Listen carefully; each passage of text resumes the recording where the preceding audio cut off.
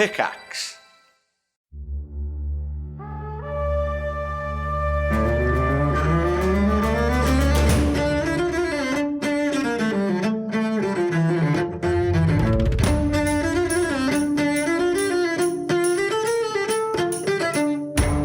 Thanks for dropping into the cast party. Join the cast and crew as they are hightailed from their Hollywood film set into the crazy world of Dungeons and Dragons. And action!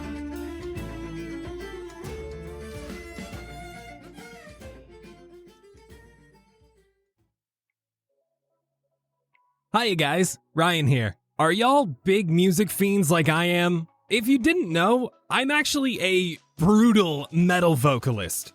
No, really, I swear. Colin and I have been musicians together since we were kids. Music has always been an enormous part of our lives and gave us an outlet to express our emotions in a way that would resonate with our fans and others in our situation. We actually just released new music for the first time in 3 years. So, if you want to hear little old Sebastian do some screaming vocals with some pretty singing included as well, trust me, we have something for everybody. You won't want to miss this. Want to check out From Lambs to Lions, Colin and I's hard-hitting band, or just jam an enormous variety of music? We've partnered with Amazon Music to give you not just 1 month, but 3 free months of Amazon Music. Yes, like for free. That's a quarter of a freaking year, dude. You'll still be listening to a free catalog of your favorite music after summer is over. That's just bonkers. Why do they trust us with this much power? I don't even know. So get your 3 free months of Amazon Music at getamazonmusic.com/castparty. Now, here's the catch though. You only have until the release of our next episode to snag this offer. That's 2 whole weeks. So don't hesitate. Check out our brand new album, check out your favorite album, or listen to some podcasts like Cast Party, all on Amazon Music. So head on over to our link, that's getamazonmusic.com/castparty to get your 3 free months. Seriously, why did they do this? I don't even know. getamazonmusic.com/castparty. Okay, so back to our conversation.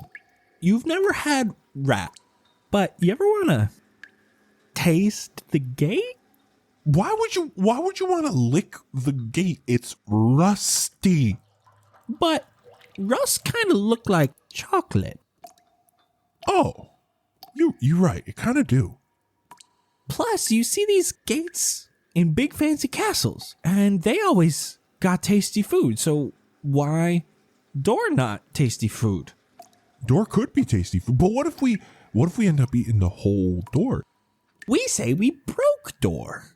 Then May has to get a brand new door, but no rust. So we really doing a service to May by eating the door. Exactly, we doing it for the revolution. Either way, soon we be out of here if liberation goes well. Then we can eat all the doors up in the world. Okay, you want to try it? Let's eat the door. What are you two doing? May, no, it's fine. It's nothing at all, May. We're fine. Hello, everyone, and welcome to Cast Party. My name is Colin McManus, and I will be your director for today. I am joined by my militarized cast and crew, Ryan McManus. Hi, Sebastian Vivaldi Greensleeves, an emo at heart musician who, never having been in a fight before Fendrea, was reminiscing on the last time he was in a battle, which was his local Battle of the Bands, where Black Tie Optional came in second to the pop-punk band My Friends Are My Friends. It is still the most embarrassing loss of his life. That's a very pop-punk band name. Exactly. Anna Brisbane. I'm playing Blueberry Sky, who is super missing her 4 dogs and 6 cats, but has so many servants that she's not actually worried about like their physical well-being. She just really wishes she could snuggle them again. No. Does she only have dogs and cats? No, but she doesn't like snuggle with the fish and the birds. Oh, okay. Nigel Deacon. What's up? Xander Gucci Supreme, who is secretly a world-class Sudoku champion. He doesn't really ever talk about it because he thinks the attention will take away from the fun of the game, but his skill level ranks him at 8th in the entire world. Unfortunately, he's still really bad with numbers in general. When was the last time you heard someone talk about Sudoku?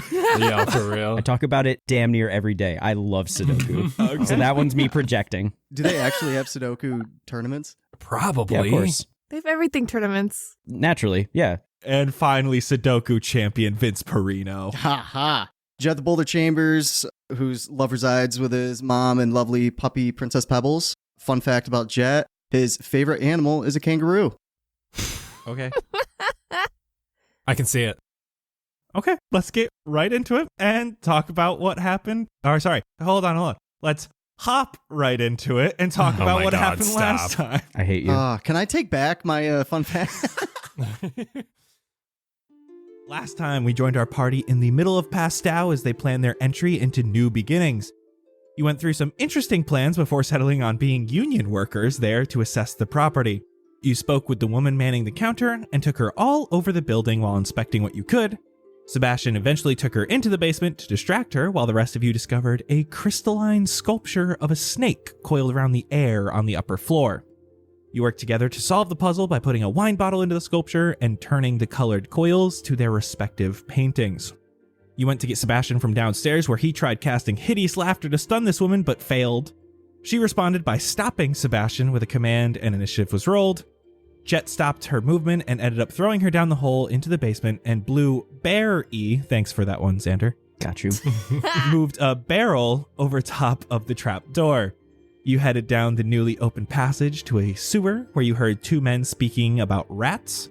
They heard Jett's shield clink against the stone and ran in and closed a metal gate.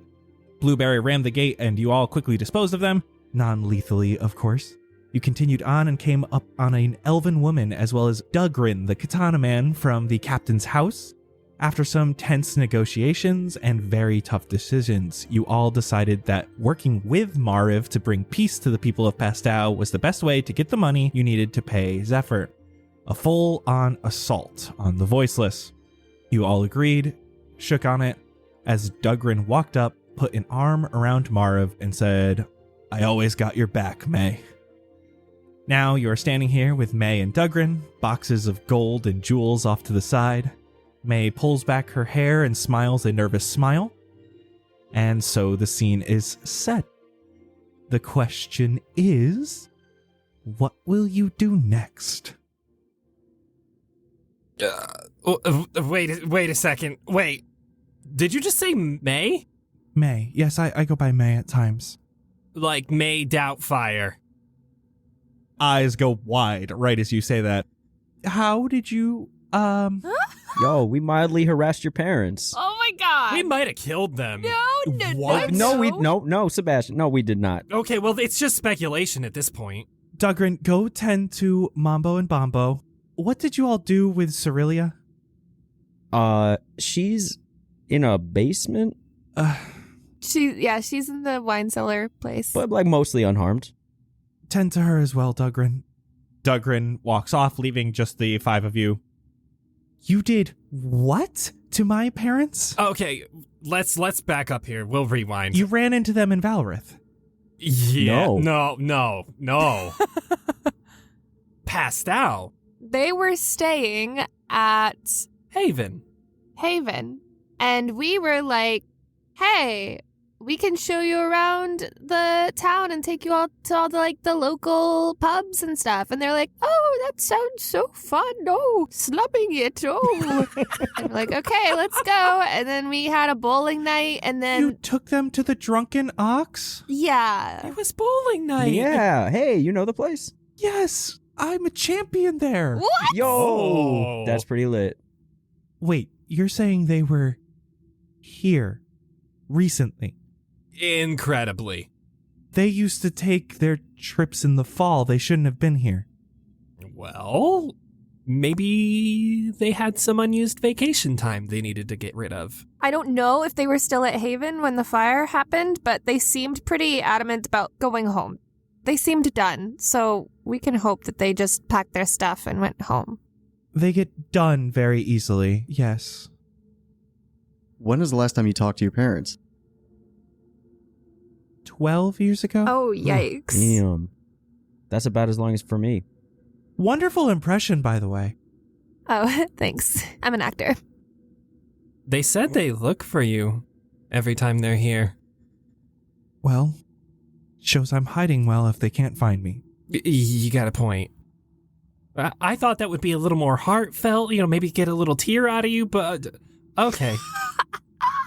Just because they want to see me does not mean they're good people. Yeah, we understand that. I will look for them after our assault. Maybe we could use like a more positive word than assault, There's like some bad stigma with the word assault. Okay, let us use liberation. Our revolution, maybe? I don't know. Ooh, I like that one. As you guys are kind of hanging around here, waiting for the Ashen Phoenix to come back, one person in particular starts to speak with Marv and keeps looking back at you all. This half-elven man has only a single ear and has a serrated curved blade at his hip that is coated in dried blood. After speaking with Marv, he heads over to you. So you're the attack squad, huh? Part of it, I guess. We're the Liberation Squad. If you're as good as Dugrin says, you just gave us the fighting edge to end this once and for all. Xander, he's looking at you, puts his hand out and says, name's Alim. I grab his hand with a solid handshake. Nice to meet you, Alim. Name's Xander. Alim was named by our contest winner, Bambi. Whoa! Hey, let's go!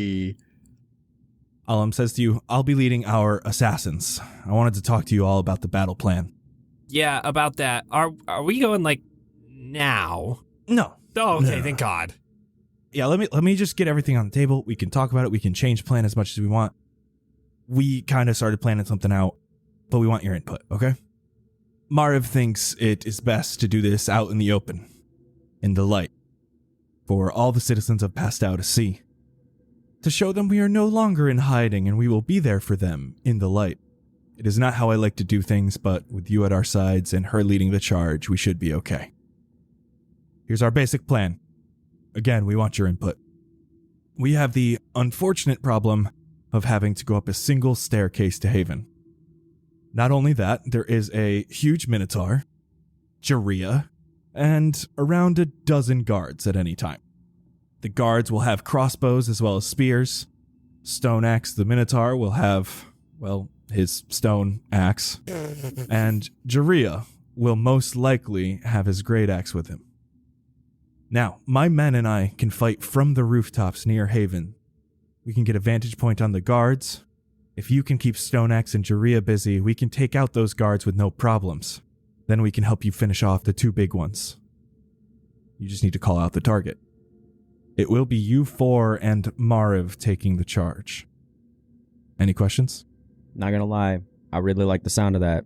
That Minotaur just kind of rubbed us the wrong way. And Jaria, oh boy, that man got a stick so far up his ass, he's coughing up branches. This is going to be awkward. We leave in an hour. What? An hour. See, when I meant are we leaving right now, I meant can we get some sleep first? Power naps are helpful before a battle. Ugh. Maybe at dawn, as the sun rises as a symbol, Isn't that like a Lord of the Rings thing? We ride at dawn. Unfortunately, this happens today with or without you. Okay. And if you want your money, it will happen today. But what's going to happen if we wait 8 hours? Valor the Guard could show up, take over. Nah. Nah, it doesn't quite do it. I mean, I've only spent one spell. So, I'm okay. And I'm not hurt. How are you guys? I'm all right. I'm feeling good, but as far as how useful I'll be, I don't know. I'm just not really feeling it. I'm not gonna lie, I'm feeling pretty good right now. I got all my strength, so y'all can just stand behind me or whatever. Well, okay then. I'll be in the back. All right. You guys stand around, try to get some, shut-eye's the wrong word, but some chill time. Mambo Bombo come in, they're speaking with Marv. One of them's rubbing his head. He's got that slash across his face. They're cleaning up the bear scars. I don't look like a bear anymore. They have no idea. You don't, especially these two idiots. Sebastian, give me an intelligence saving throw. Oh, Excuse me? 2. Sebastian, you see Cerilia walk in, Oh. lock eyes with you, Oh. walk directly up to you, Hello. Ah! punch you right in the face. Oh! What? Oh, no, I don't need to ask why. I deserve it. You're taking 4 psychic damage. what? She had a mental punch.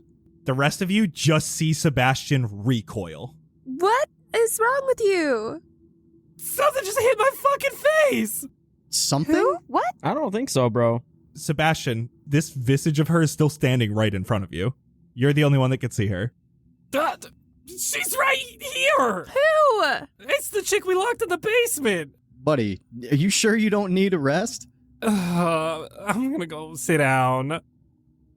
As you say that, the spell in front of you dissipates, and she's standing in the doorway with her arms crossed looking at you. Okay, well, she was right here. Now she's over there. Whoa. Say hi, guys.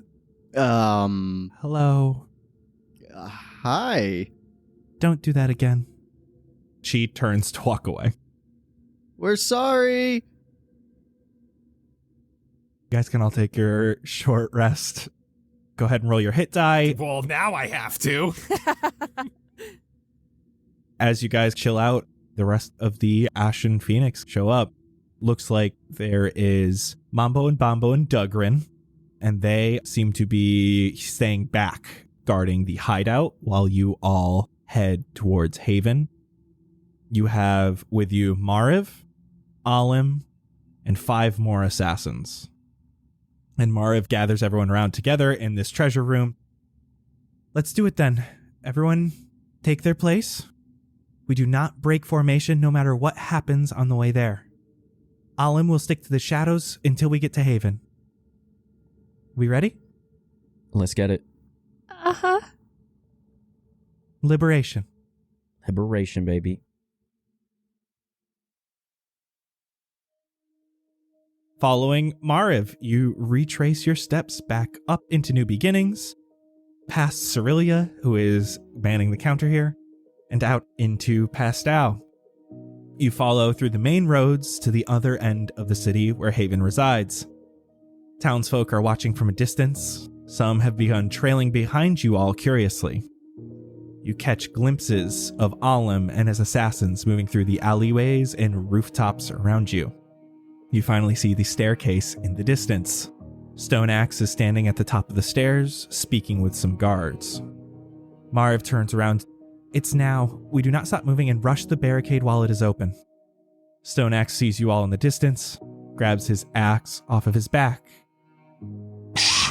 A disappointment. Mariv begins ascending the staircase quickly, drawing her scimitar. Everyone roll initiative. Oh, here we go. No, come on, I wanted to roll high so bad. I had plans. I got a 7. Oh, I got an 8. 16. I got a 9. Oh, that's not good. That's why I'm going up front, baby. Nigel, how would you like to run Mariv for this encounter? Ooh. Like Marv and Xander? Yes. Yeah, let's do it. And Nigel, you mind just rolling initiative for Mariv for me? 9. So, at initiative 20, you hear Alim yell from the rooftops. Loose! I want you guys to roll me a d10. 2. Okay, that's very good. You see, these guards were not quite ready for this. A lot of them are still grabbing their crossbows. They see these people shooting at them from the rooftops, and they start shooting back at the Ashen Phoenix assassins. And one of these guys gets hit twice by 2 arrows, but he's still standing. And then your guys hit 4 times. You can see that 4 of these guards that are all on the left side get hit right in the neck, 1 in the chest, and all 4 of them drop. Ooh, Nice. okay. Xander, that's your turn. I would like to start off with an Eldritch Blast at the Minotaur's knees. 15. That hits. Yes. Okay. And I deal 8 damage. All right, you send this fiery Gucci symbol towards this dude's knees. I don't think he was expecting to be hit so early. And that is his turn. I should have asked. I know Sebastian's in the back. Mariv's definitely up front. Xander, how close are you? Probably right next to Marv. Okay, we'll say Jett and Blueberry are behind Xander and Mariv. Xander, you hit this guy. He had kind of moved back a little bit to allow you guys up the stairs. And you're kind of just attacking from your stair position. Are you moving up anymore, or are you staying on the stairs? Now seeing where we're at, I will move forward a little. I'll go up to like the edge of the barricades. There is an opening in between the two barricades. Right. But you move up to the barricades. Mariv is moving up with you. He roars loudly. And he is coming at you full swing. He is charging at you, also recklessly swinging at you. Oh! So he's going to get advantage. Are they still within range of me? Xander's within 5 feet of you. Can I use protection to impose disadvantage? As long as one of my friends is being attacked within 5 feet of me and I can see the creature, I can impose disadvantage on an attack roll. As a reaction. So this will be a normal attack roll. I'm also gonna use my reaction to cutting words, please. Okay, roll your cutting word stuff. He's got a 15 to hit right now, so I think anything you roll is going to save Xander. Let's go. I would also just like to shout from the back, you better not mess this up! The stakes are high! Ooh. That's a 1. Oh, he still hits. You can see he's got his axe behind him, but he is running up at you with his horns. Oh. Oh, shit. And so he's going to gore you. Oh, God. my god. No way. And because he charged more than 10 feet towards you, he's going to do some extra damage. I feel like this should knock you down the stairs. Yeah. Woo! That is 16 damage. Oh. And I need a strength saving throw. 3. You are knocked back 10 feet. Because you're on a staircase, I'm going to say you're falling 10 feet, so you're going to take an additional d6 for 10 feet of falling damage. That is only a 1.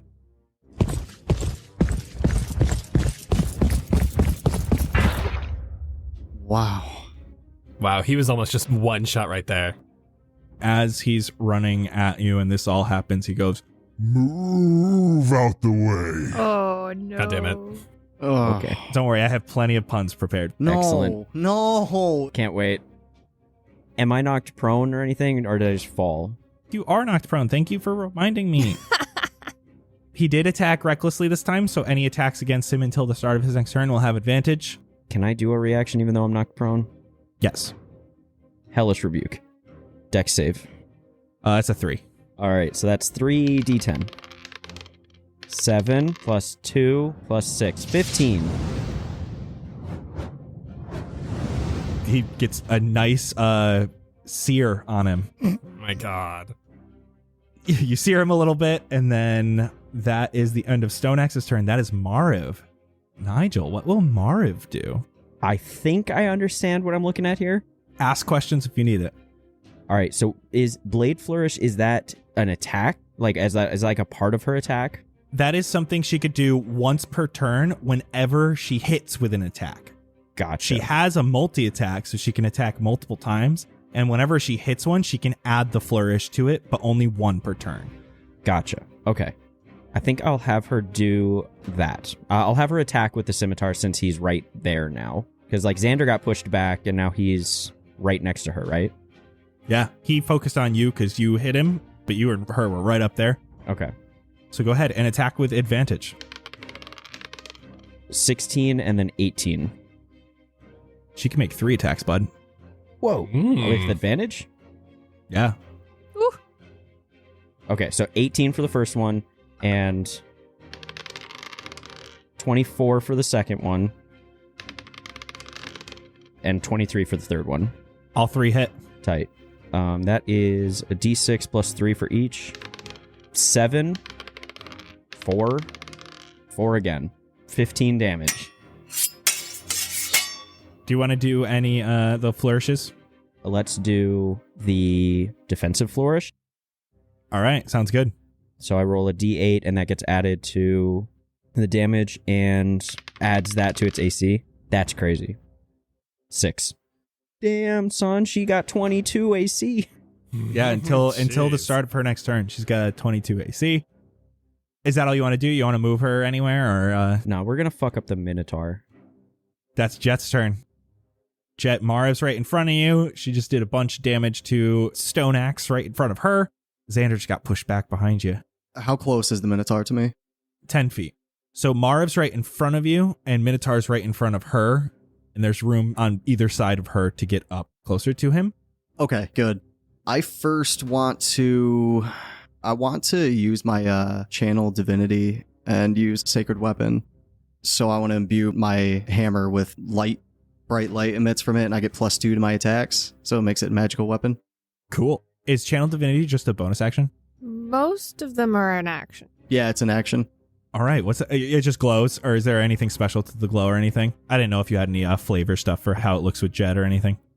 No, I would just have the whole thing bright as a diamond. Is there anything else you want to do? Bonus action or movement? For a bonus action, I'm going to use Sanctuary on Xander. So I put it on Xander, and if anybody attacks him, they must make a wisdom saving throw, and on a failed save, the creature must choose a new target or lose the attacker spell. Ooh. Are you moving up next to Marv and up at this guy, or are you staying behind her? I'm going to move up right next to her, yeah. Sebastian, that's you. Blueberry, you're up next. How far back did Xander get pushed from where I am right now? You are right next to Xander because he was 10 feet in front of you. He got pushed 10 feet back.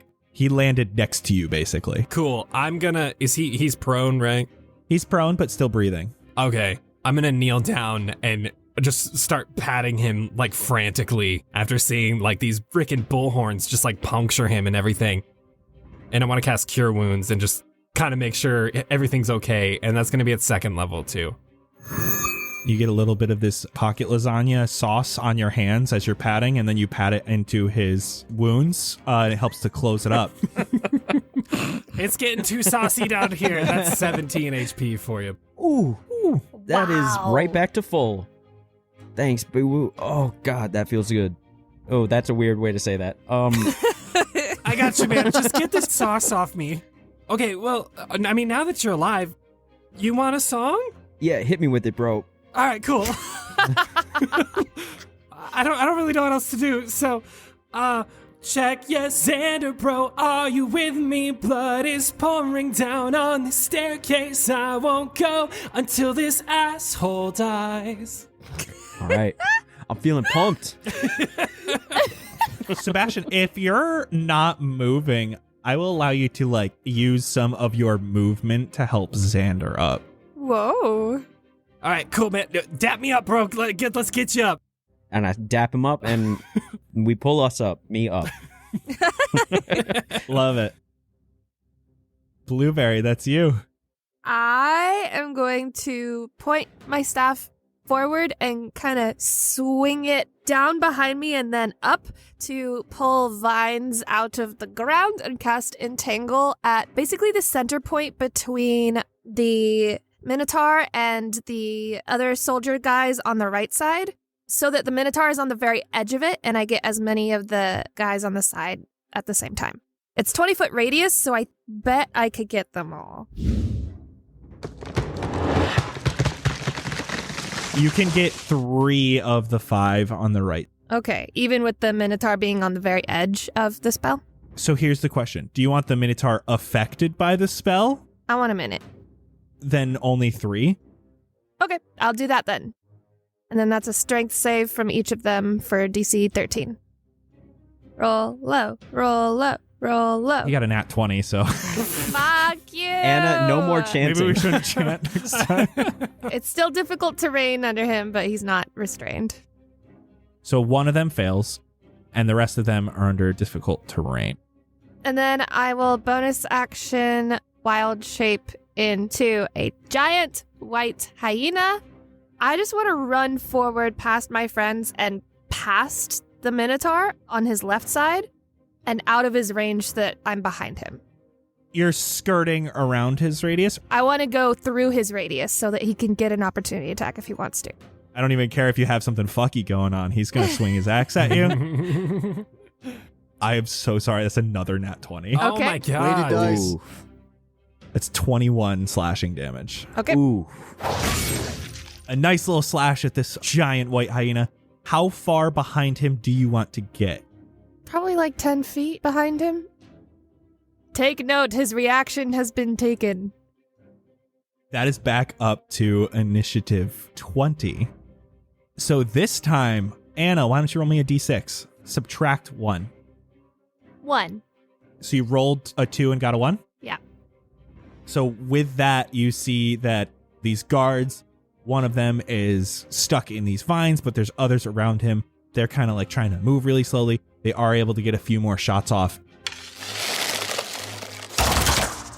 One of your Ashen Phoenix assassins falls, and you can hear him clink down the roof, and his body hits the ground. Oh So the last one on the left is killed, as well as 2 of the ones who are in the vines, because that would be the easiest ones to hit. Yeah, the one that failed would be the one that's easiest because they'd have advantage against him. Yeah, so we'll say 2 of the guys that were in the vines are now dead. There's only 3 guards left on the right side. Xander, your turn. Sebastian just helped you up. Blueberry turned into a hyena, ran behind this big-ass minotaur. His back is still turned from swinging at her. Mariv and Jett are right up in front of you, between you and the minotaur. And there seems to be only 3 guards on this right side now. I don't know. I guess I'll do another Eldritch Blast at the Minotaur. You get advantage because of Reckless. It's the 13 and a 15. 15 hits. Hell yeah. 10 damage. He's looking tired. How close is he to us again? I'm sorry. He is 15 feet in front of you. He's directly in front of Mariv and Jett. So if I wanted to get to that top platform, I'd have to walk by him? He's used his reaction. Oh, tight. Is there cover on the left side that I can see? You wouldn't be able to see it, but you have been here before. And you noticed there were some tables that had some weapons and stuff on them, as well as there were some tents and stuff. You think if you went to the left, you would be able to find some sort of cover. Sweet. I would like to do that, I think. If you're using your full movement, you can't get quite to cover. On your next turn, you would be able to get fully behind something. Cool. And as you run past him, he goes, Really milking that one, aren't you? Tell it to your knees, bro. Now, you see a large dragonborn man exit this tent to the north. Jaria comes out and says, "You insolent bastards, you think you can just go back on our agreement?" He immediately runs towards Hyena Blueberry. You know what? He's going to attack recklessly too. So, first attack, 12 to hit. 12 just hits. No way, dude. Oh my god, I rolled a min damage. That's 4 slashing damage. Okay. But he is going to come back again and swing at you. That one is 22. That's 12 slashing damage. Oof. With him come 2 more guards out of this tent. They just barely get past the tent flaps, and they have crossbows with them. Xander and Blueberry are the only ones they can really get a good look at, so one of them's going to go after each of you. Xander, that is a 12 to hit. That misses. Hyena Blueberry, that is a 22 to hit. That's definitely going to hit. For 7 damage. Woo! I am just barely still a hyena. How much is barely? Are we still not telling it? Barely. Oh. Now it is Stoneaxe's turn. Jett, he knows you tried to help Xander by throwing your shield in front of him. And he's kind of mad at that. So he's going to swing down at you. He's going to attack recklessly again. That's a 25. And that is 17 slashing damage. Oh my god! Damn. He smacks you down. Huh. Bad to the core. That is Mariv's turn. Marv is going to go up to Minotaur Man again. Hit for another multi-attack. You get advantage again. He attacked recklessly. That's so tight. Ooh, nat 20. Let's go. First one's a nat 20.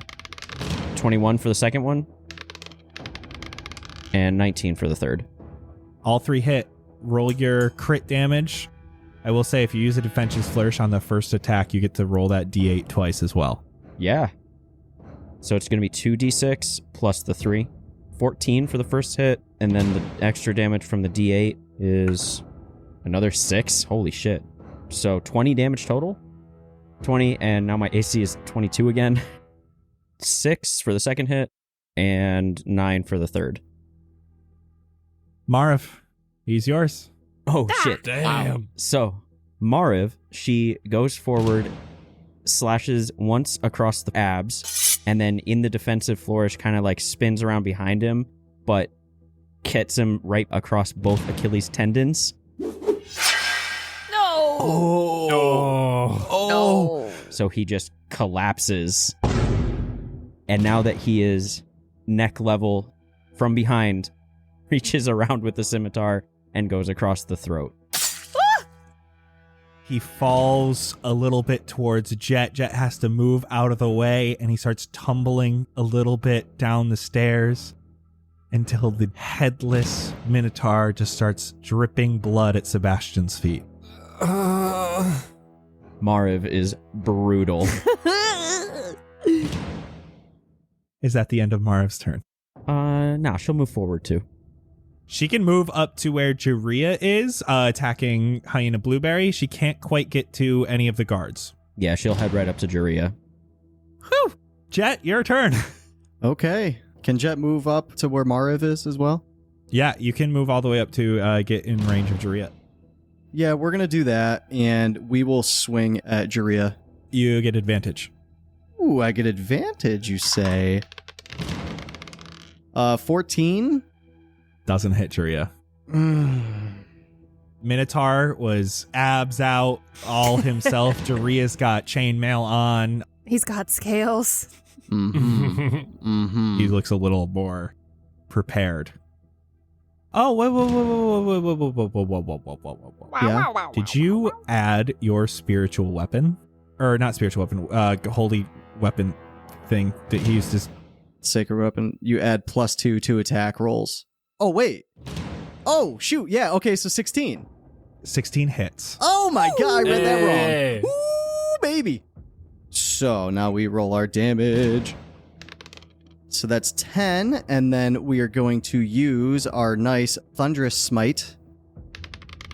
16 damage 16 total. Okay. of thunder damage.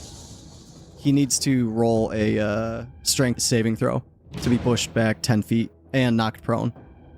He only got a 12. It is a 12. Okay, so he does pass. He's able to hold himself. He gets the ring in his ears.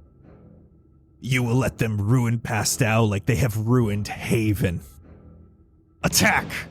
In a legendary action, he is going to have one of his guards behind him attack Jett. That's going to miss. That's only a 10 to hit. You're up there. You're able to do a bunch of damage to him, but you see this arrow coming at you, and you're able to just deflect it with your shield. Sebastian, you're up. Blueberry, you're on deck. Okay, Sebastian is a little shaken up, seeing this Minotaur head just slinky down the stairs a little bit. Oh, God. I'm gonna try to step past it, and I want to get to the base of Haven, so I'm off the stairs finally. Can I make it over to where Xander is hiding and has cover? Xander hasn't quite gotten to cover hiding time yet. You can get over to where he looks like he's going to head to get to hiding cover time. Yeah, I'm gonna follow Xander as I go up. Sebastian's played enough World of Warcraft. He knows that you take the ads out first. So we're gonna go for the archers with Jaria. We're gonna go for the one that he just instructed to shoot Jett. Give me an attack roll.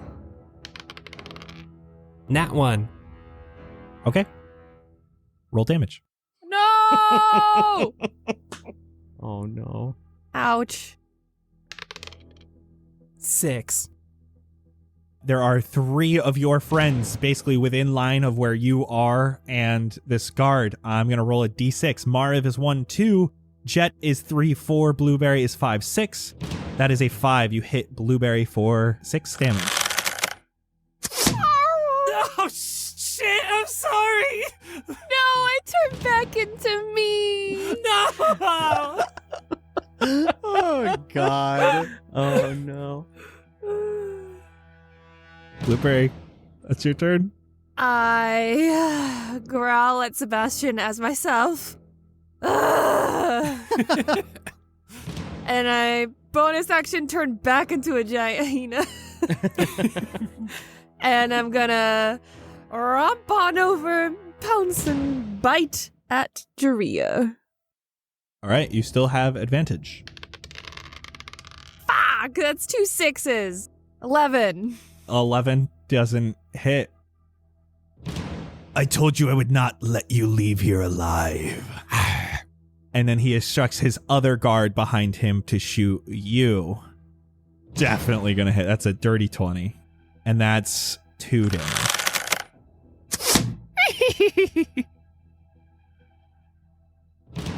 That is back to the top with 20. I need one of you to roll a d6 minus 1. I rolled a 1. Good. That's a good thing. Oh yeah. No one died. You can see these guards off to the right. They were trying to get a closer look, but they kept on getting tangled into the vines. They were trying to get closer to where they could see the Ashen Phoenix. And let's see if they make them easy prey for your side. I rolled a 4 minus 1, 3 more. All of the guys to the right are down. It is just Jaria and the 2 guards from the tent left. Xander, you're up. I'm gonna do guiding bolt at Jaria. You get advantage.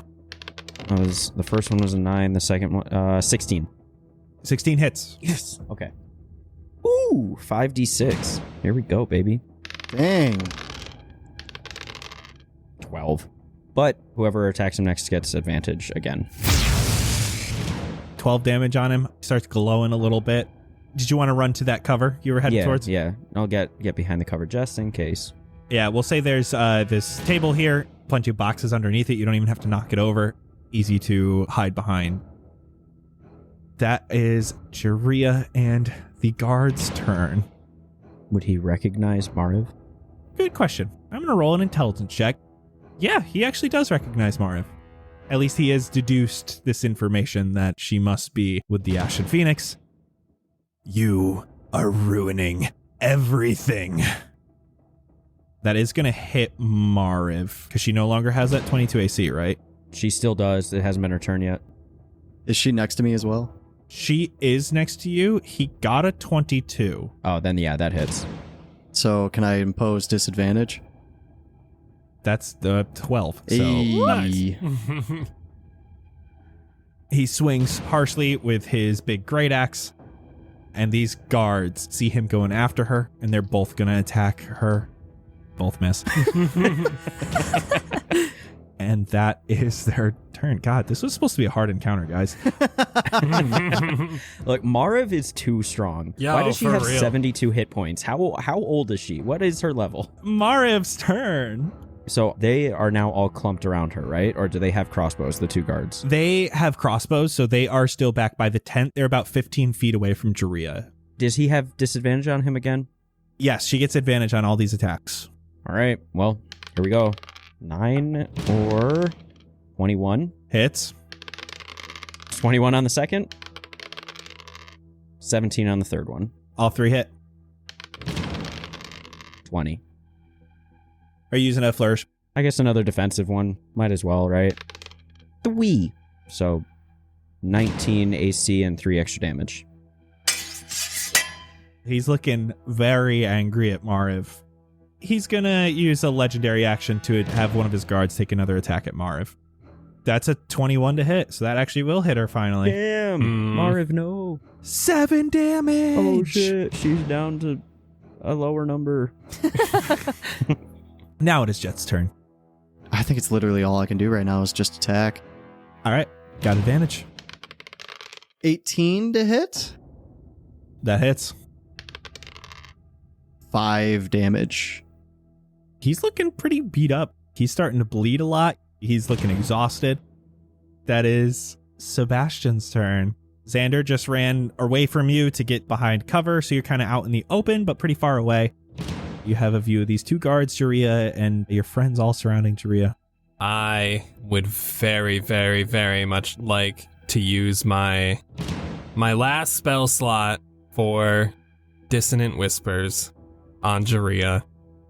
Wisdom save 13. A natural 6. Perfect. As he goes to swing at Jett, just my obnoxious voice puncturing his brain and emanating through his head. You wouldn't pay us, so now you'll pay with your blood! Jesus Christ. Sebastian's got a dark side. 9. He's still standing. Dang it! You can see he is traumatized. He steps back a second. He has his great axe out. He looks like he's coming around for another swing. But Blueberry, it is your turn. I'm gonna bite. You still have advantage. Oh, good. Okay. 21 to hit. Very much hits. 13 piercing. Blueberry. He's yours.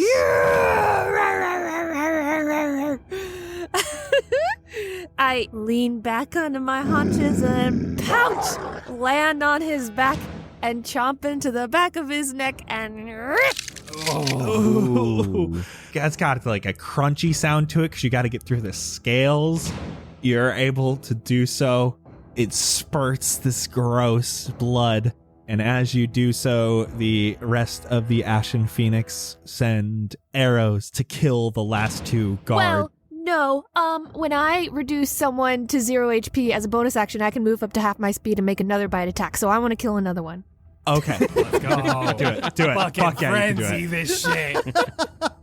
I'm not fully Blueberry in this moment. I have a little bit of hyena in me. It's the feral instincts popping out. Yeah. So do I have to roll for this, or are we just making it happen? Yeah, we'll just let you do both of them. Well, 16 to hit. Yeah, it hits. As long as they hit, they die. Yeah. Yeah, it's another 14 anyway. I'm scared to ask, but what happens? Same thing. Pounce and rip. They have these crossbows. They're trying to like hold you back with them, but they're not quite that strong. Pounce, rip, pounce, rip. And then hyena is just standing there seething, mouth covered in blood. Damn, Blueberry. Oh my god. We are out of initiative. May is exhausted. She falls to her knees. We did it. We did it. Blueberry. I'll walk over to Marv and just like slap her on the back. She grabs for your hand to help her back to her feet.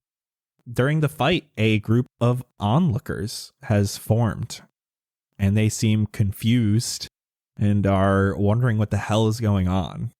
Pretty massive crowd of people from Pastow has made their way over to Haven and are looking up at the Haven overlook. You help May up, and she looks at you, Xander, and looks at the rest of you, and then looks to them. She's got fear in her eyes. What do I do? I don't think you need to be afraid. I think you need to go address your people. I will do my best. And she walks over to the staircase. Dead Minotaur bleeding out in between her and this crowd of onlookers. Citizens of Pastow, the tyranny of the voiceless is over, though we do not wish to take their place. We are not tyrants. We do not control because we can. We want to build Pasteur up. We are here to make your lives as people better. We have been doing our best to help those we can from the shadows, but we feared for our lives as the voiceless hunted us. Now we are no longer prey lurking in the shadows. We are here in front of you all, asking for your permission to help guide Pasteur to something greater. Roads, trade, a disconnect from Valorith, a military, a navy. Let us grow and become a place for self-expression and happiness, where we do not fall prey to those who see us as bottom feeders. My name is Mariv. I have lived in Pasteur for years, helping those from the shadows. Let me help you all. Now in the light, we can all rise from these ashes and soar. Will you take me as your new leader? Can I gather everybody and start walking up hand in hand and like pull them to the edge of the staircase with her? You do so, and there is a slight moment of silence as she finishes her speech. I want to start a chant. Phoenix, Phoenix, Phoenix. One of you give me a persuasion check with advantage. Can I use my bardic inspiration? So you normally can't do this, and you will never be able to do this again. The only reason I'm saying is this because you guys were doing this together, and I asked one of you. I'll let you roll it. 5. That's an 18. There's this beat of silence. All you're hearing is Xander and Sebastian going, Phoenix, Phoenix. People start clapping. Some people are whistling, hollering, and talking with themselves before they start joining in, yelling, Phoenix. Phoenix, Phoenix, Phoenix, Phoenix, Phoenix.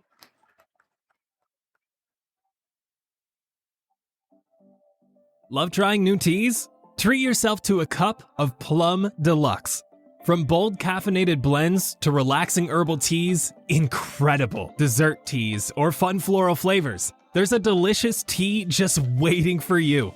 Every blend is made fresh in-house using only the finest quality ingredients and carefully crafted recipes. They also have a popular Tea of the Month club, which gets you free shipping and other amazing perks, which, we may have signed up for already. If you're one to prefer shopping from small businesses, here is your new tea fix. The creme brulee flavor is incredible. With nothing added to it, it's got a mellow sweetness while also feeling and tasting almost creamy in a way, and keeping that classic custard flavor of a creme brulee. I will absolutely be buying more of this, and will only offer it on the finest of dates. About to go buy some fine china to do its elegance justice, trust me. Visit plumdeluxe.com/castparty and use the VIP code CASTPARTY to save 12% on your first order today. That's plumdeluxe.com/castparty, and don't forget, VIP code CASTPARTY to save 12% on your first order. Yo, Bastion, you like podcasts, right?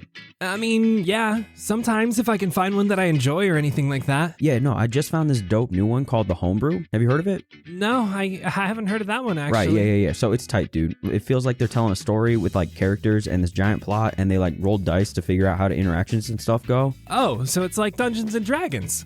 What? No, this is way cooler. Dungeons and Dragons is like weird fantasy stuff, right? This is like sci-fi, like aliens and cyborgs and stuff. And all the dudes, they get like super into it. They do voices and like fully playing their roles. And honestly, I've never heard anything like it. So they're kind of doing a role-playing game. Oh, yeah, I guess so. That's a good way to put it. Like Dungeons and Dragons. No, dude, I told you, it's way different. All right, where can I listen? I saw it on Spotify, Apple Podcasts, and Google Podcasts. And what was it called again? Like the whole full name? The Homebrew, a D&D podcast. Xander, what do you think D&D stands for?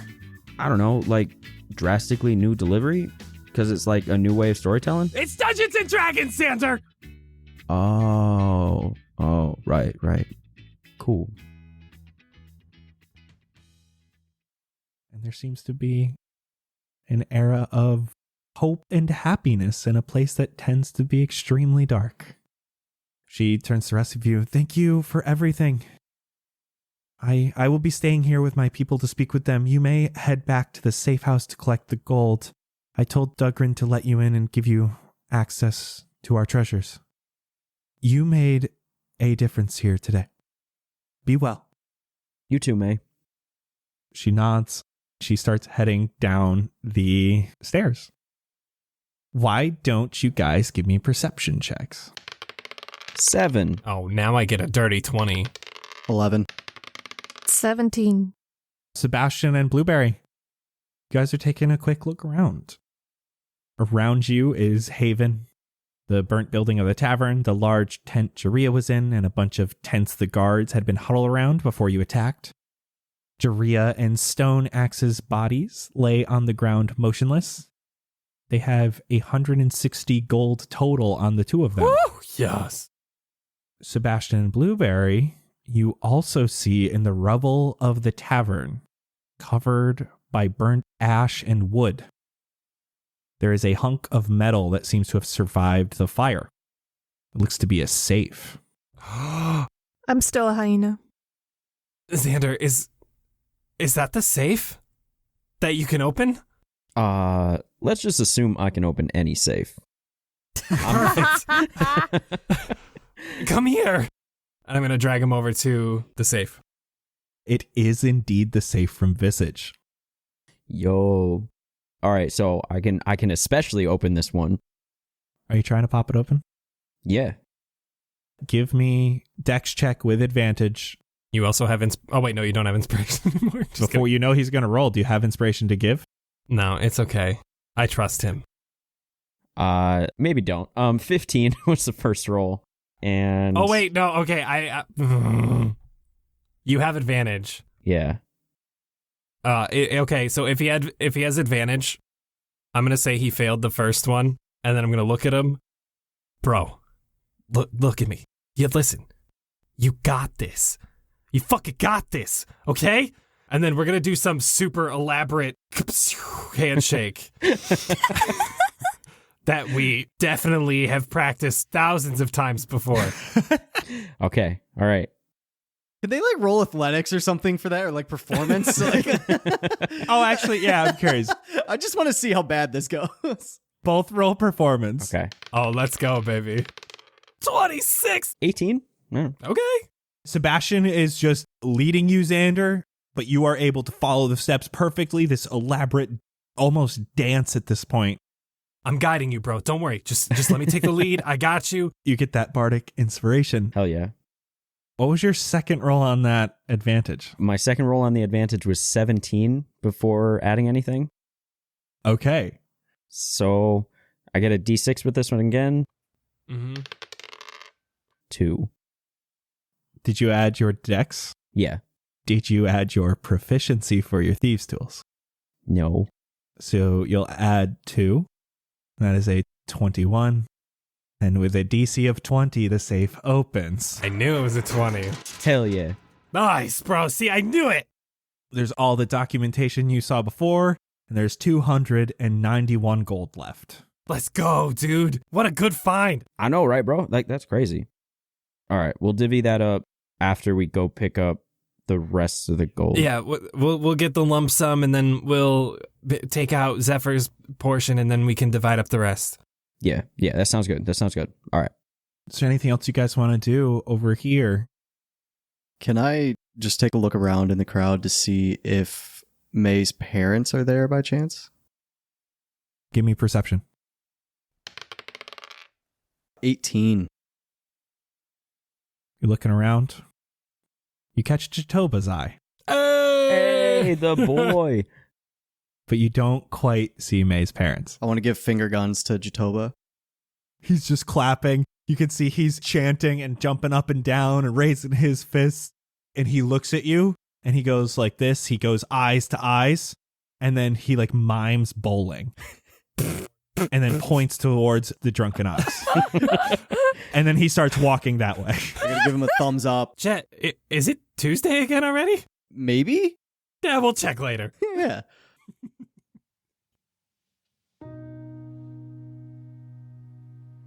Blueberry is going to just kind of, after the adrenaline wears off, she just kind of collapses like in a corner and turns back into herself.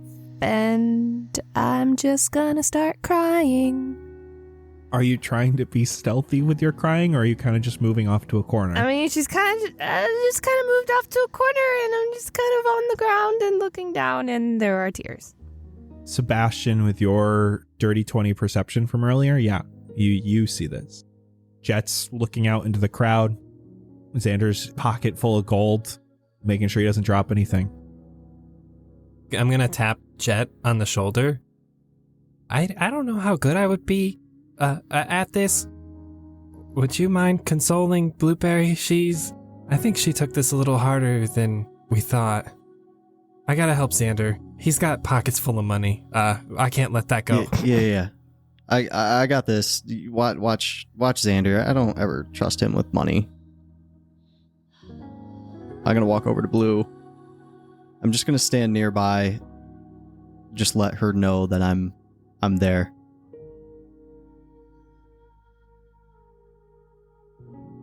I didn't mean to. You had to do what you had to do. I didn't have to do it like that. It was in the heat of the moment. I know. You can't stop yourself sometimes. You were an animal. And that's not the true you. I still did it, though, and it's not something I can ever undo. I understand. We've all done things that we already wish that we could take back. I don't want to be a killer. Where we are now, we're going to be forced to do things that we can never forget. And we're going to have to live with it. And I know it's not the right thing right now, but sometimes there's no avoiding it. And I'm realizing that. I just feel like there was a way to avoid it, and I just didn't know any better in the moment, because, I don't know, just like the hyena mind and the adrenaline just kind of took over for a second, and it just happened, and I wasn't thinking, and I didn't want that to happen. Do you feel like you change when you physically change? Not usually. But I guess this one was just so high stakes that it just kind of took over. Do you think maybe you'd feel better if you avoided changing for a while? Possibly. Or maybe just less ferocious sort of forms. How about we get some food? Talk about it more later. Okay? Yeah. Okay. Thanks. We're gonna do this together. Don't worry. And I want to bring her back to Sebastian and Xander as they fight over gold. Blueberry and Jett take inspiration. Oh! Xander, I know you're gonna fucking pocket that one gold, man. There's no way to split it up, and I know you're gonna take it. Yes, I'm not sorry.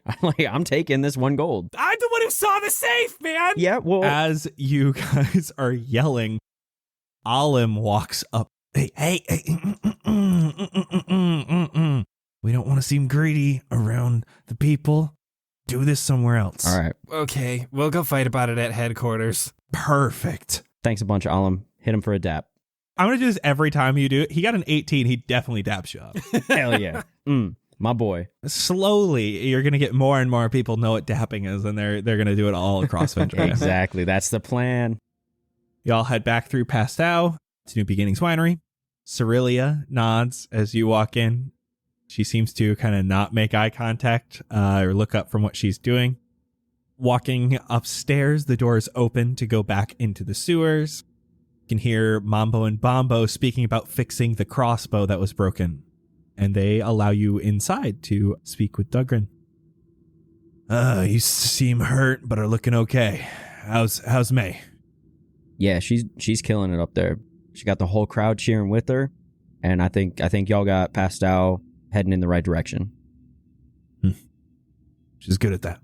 I think she really won the people over real quickly. Glad to hear it. That Phoenix line? Yeah, she comes up with great lines all on her own, so I'm sure she did great. Yeah, that one was killer. Love that.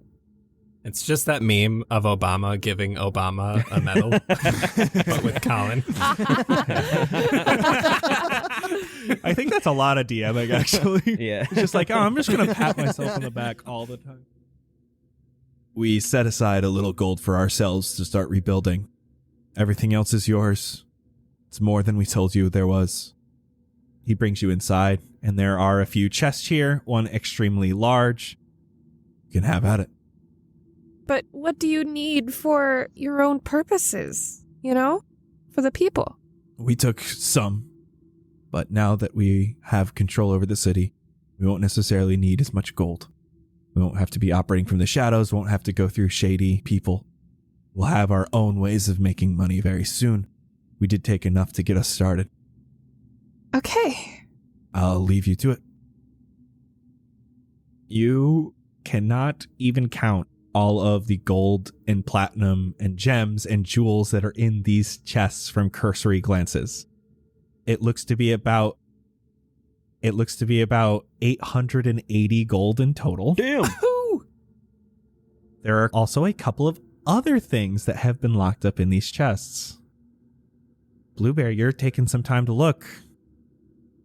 You find an ornate bracelet that has a ring attached by a silver chain.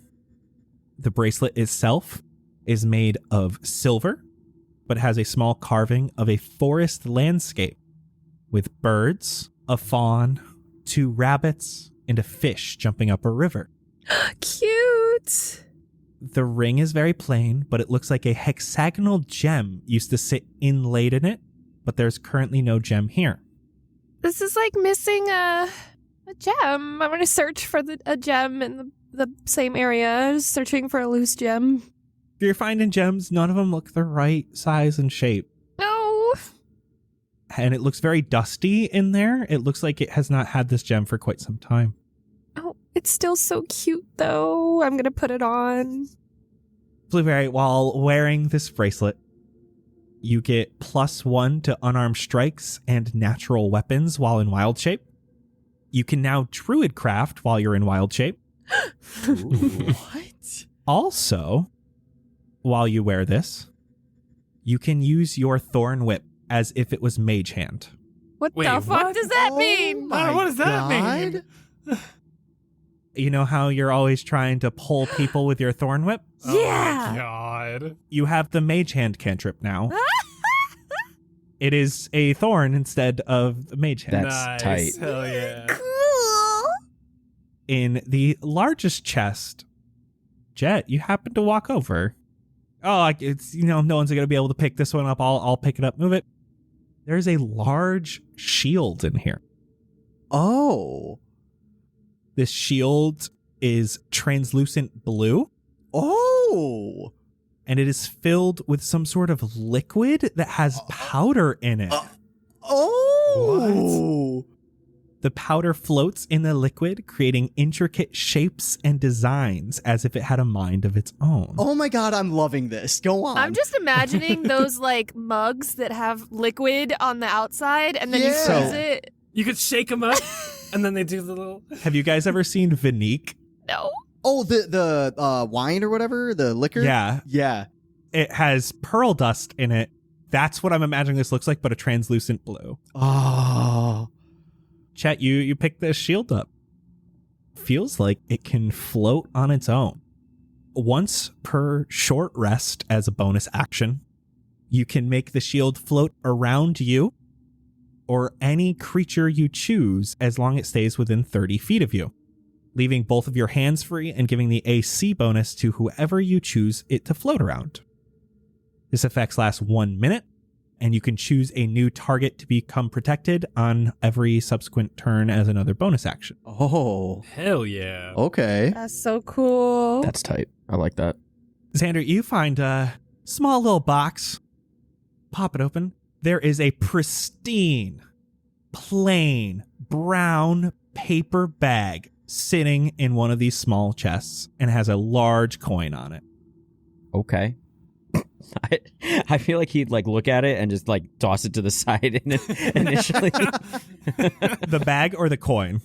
The coin is about the size of a $50. There's a big ass coin on top of it. On top of the bag. Yeah. They don't seem connected in any way. Okay, so I would pick up the coin and then pick up the bag and just like toss the bag. Cool. You toss the bag, grab the coin. You feel lucky when you grab this coin. Ooh, I like that. This, I have deemed it the all or nothing coin. Once per long rest, instead of rolling a d20, you can choose to flip a coin.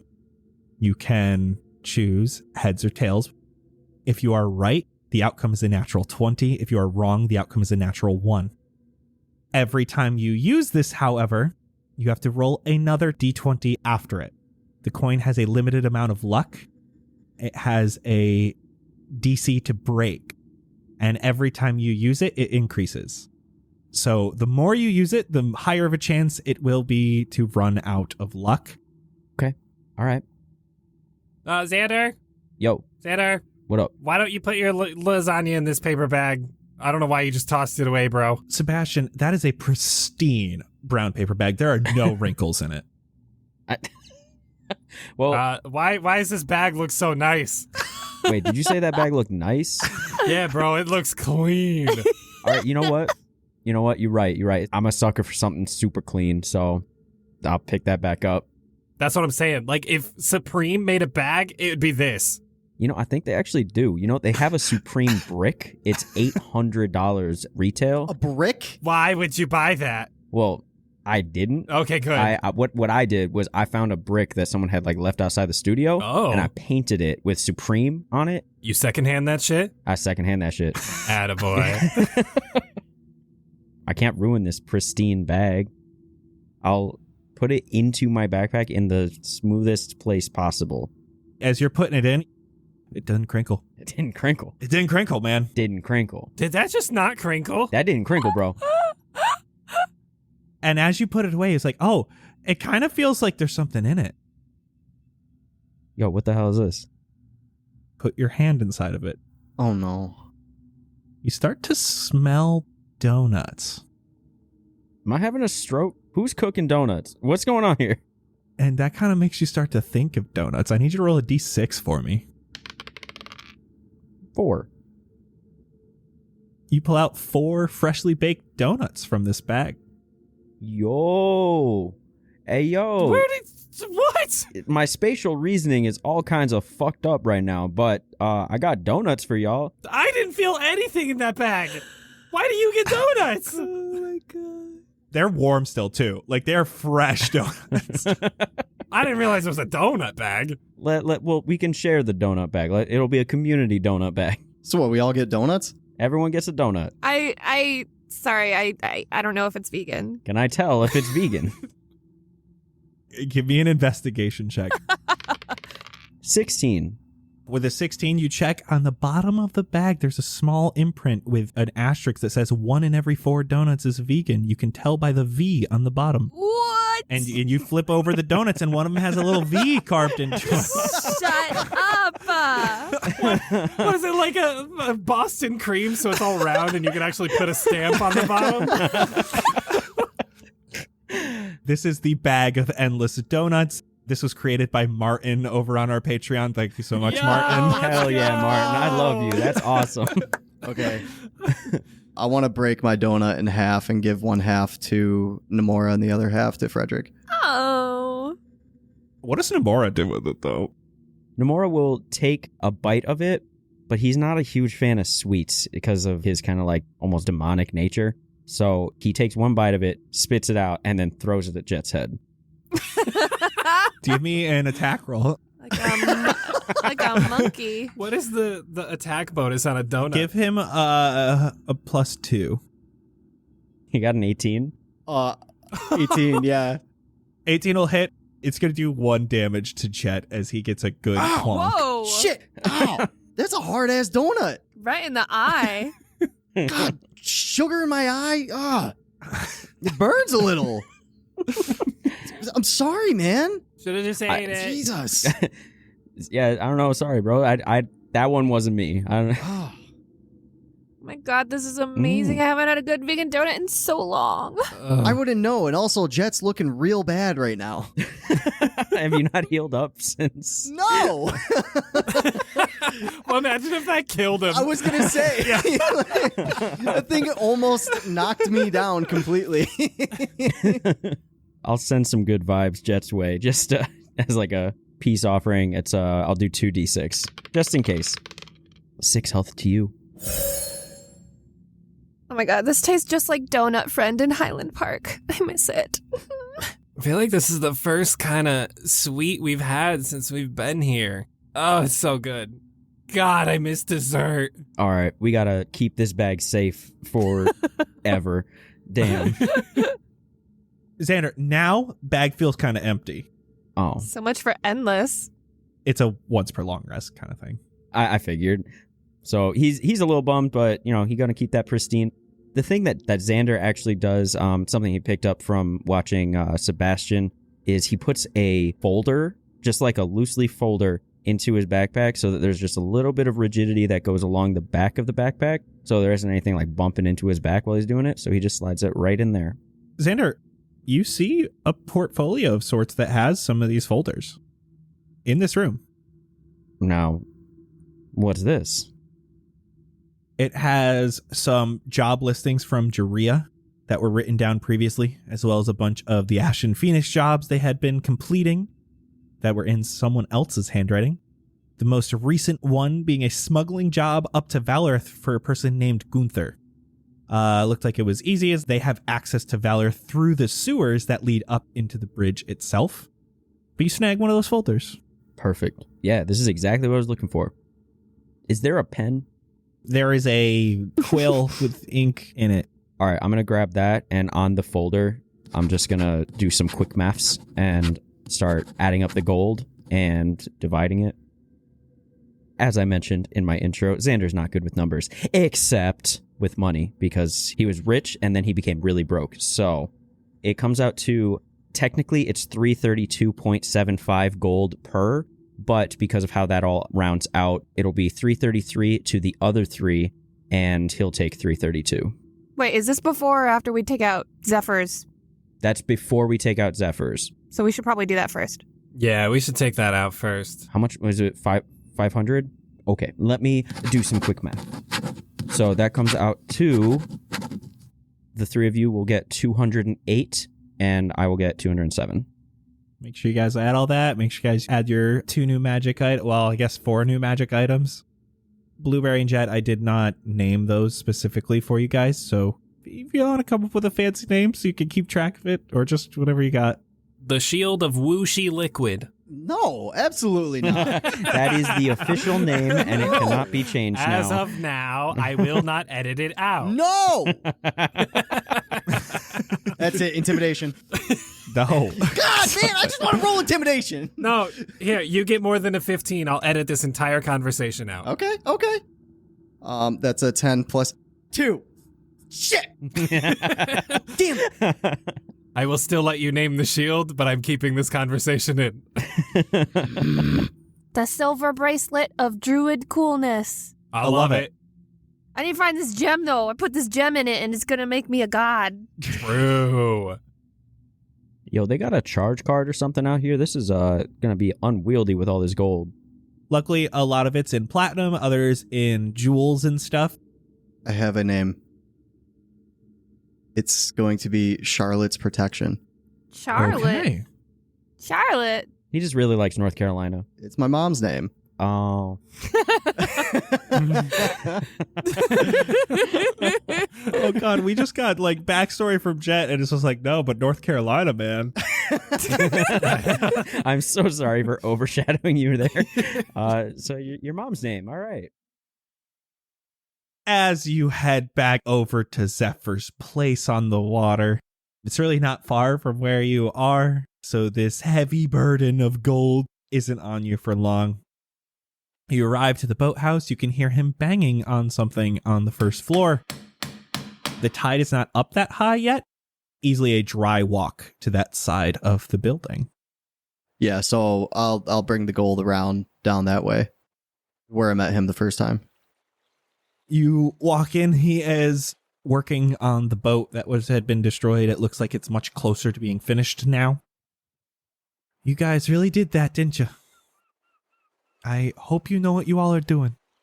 Making big changes in a city like this ain't easy and can be devastating. We got faith. We trust in May. She got this.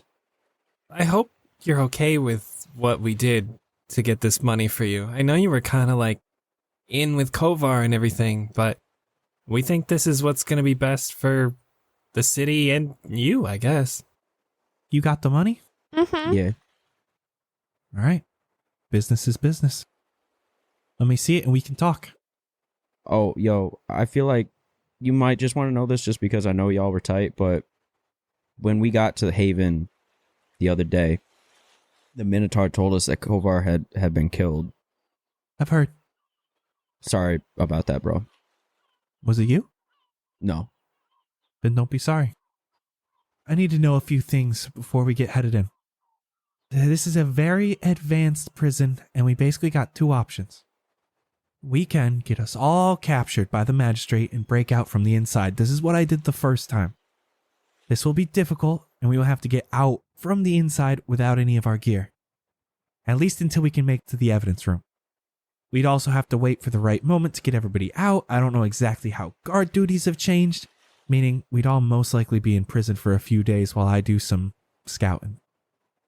Other option is a little easier to understand, but it's still going to be hard to pull off. We sneak in, we sneak out, your friend in tow. This way, we'd have all of our gear going in and going out in case things go wrong.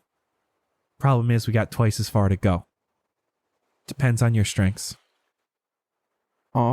So just a general question. Are there like any, I guess magic would be the word, inhibiting properties about this place? Oh yeah, the whole thing. Oh yeah, all of it. Tight. All right. So I'm going to need... No, I got a plan for that. Don't worry. Okay. Either way, I do want to check one thing. Do you know how to get this motherfucker off? I'm hold up my hand with the mitten. Because it's like stuck as hell. Yeah, I mean, I got plenty of knives over there, and he points to his little area. It's got some daggers, fishing knives, stuff like that. I'm gonna keep it real with you. I meant get the glove off, not my hand, because this is... You just cut the fabric. We tried, bro. It's tough. It's tough. It literally like attacked the scissors. It did not go well. Oh, you got a curse on there, you bud? I gotta say, I don't know what'll happen in that anti-magic field. Hopefully, you won't have to worry about it. Okay. All right. Cool. Do you know of anybody in the area that can possibly get rid of curses, you said? Not so many holy people around here. Most of them are the ones who are able to do that. Elvrath might have some better luck. As far as options go, if we try the sneak in thing and then we get caught, then we can do plan 2 because then we'll be captured and then we can try to plan our way out after that, right? True. I think if they catch us sneaking in, they might not even bother putting us away. Well, if we like are losing and then we're like, oh, we give up. Yeah. All right. Yeah. I mean, if we're losing, we're not going to lose. I got this. Yeah, I like sneaking. I know there's anti-magic, but for as long as it'll last, I can cast a spell to keep us sneaky. Like I said, I got a little bit planned for that. Where's your magic come from? Nature. Mine's from my finger, and I'll point out to the ocean and shoot an Eldritch Blast. He blasts through a wave as it's coming up, and it leaves a hole for just a second. Whoa. Nice. That was dope. Also, Jett, I know you're like not so sneaky, but I did pick up this leather armor off of a magistrate guy before, so that might even help us if we get like caught or something. You'd be like, oh, I'm part of the magistrate. Look at this armor. So you'll be way more sneaky wearing this. Would it fit? Yeah, I don't see why not. It was a pretty big guy. Another option. I also have my old leather jacket because now I have the study one. You could just cut the sleeves off and wear it as like a little crop top vest. That's also a possibility. Nice. Then what would I do about my pants? Please keep those on. So you want me to take my top off, put on your old leather jacket, Yeah. cut the sleeves off, and then leave my chainmail legs on? You're not wearing slacks under that or anything? You gotta have like sweatpants under that or something. So here's the thing. We need to get you some baby powder.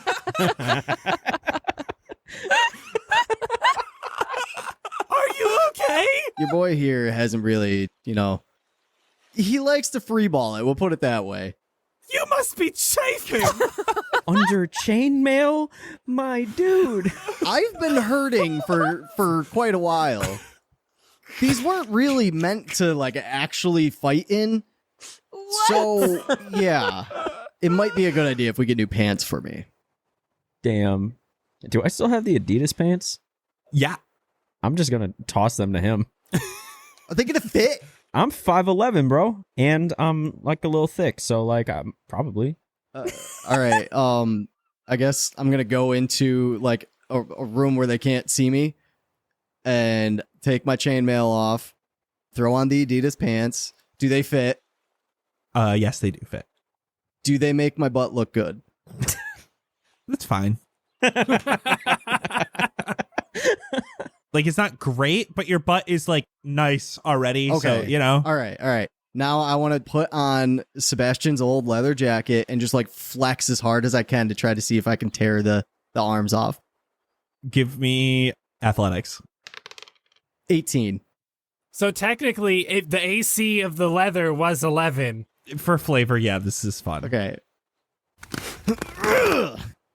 Yeah, you're looking great. Belly showing a little bit, and you are much less loud, but a little less protected. I'm sorry.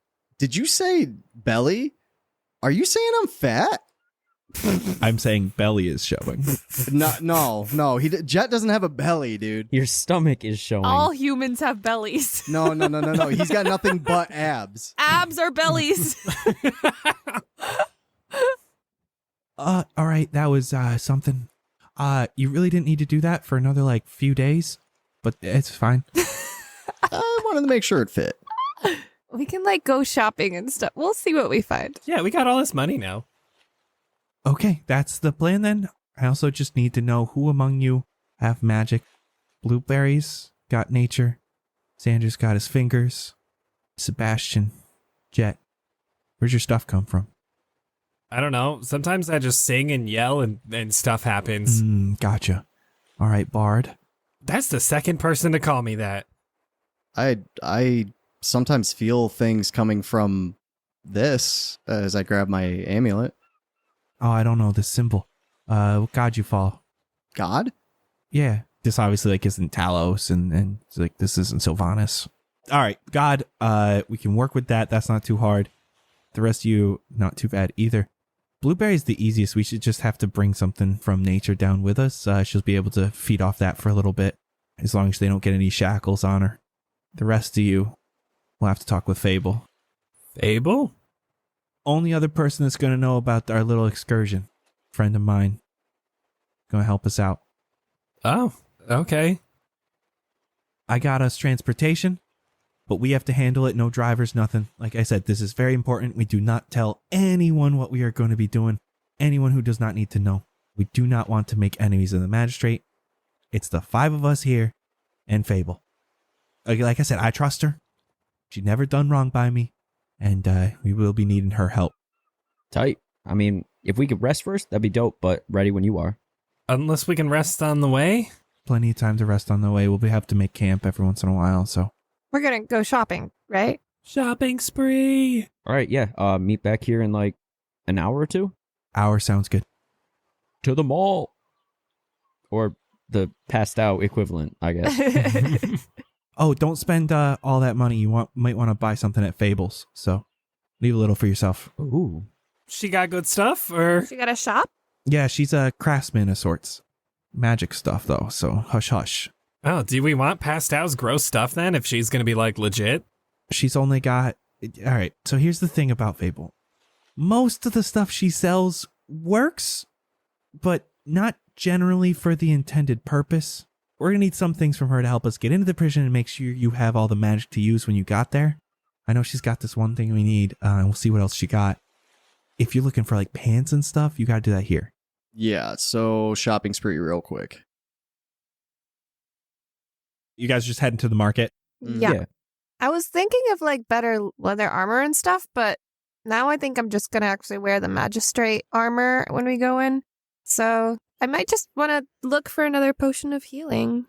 I don't really know what else we need other than just rations to keep us going. I want to go to an armorer. There is a Pothos, looks like apothecary of some sort. The Rusty Gear, Dante's Cornbread, the Kiln, Marty's Midnight Mackerel, and the Next Page. I think I want to go with Jett to the armorer. This is the Rusty Gear. This is a rather large building surrounding the market stalls that are around here. When you enter this building, it seems to be split down the middle. The right side has a metal floor with a long workbench, a forge that is spewing smoke and heating this area up a substantial amount. The other side is full of wares that are put on display. Many gauntlets and gloves, metal footwear, some small items in a display case such as tools of the trade and weaponry.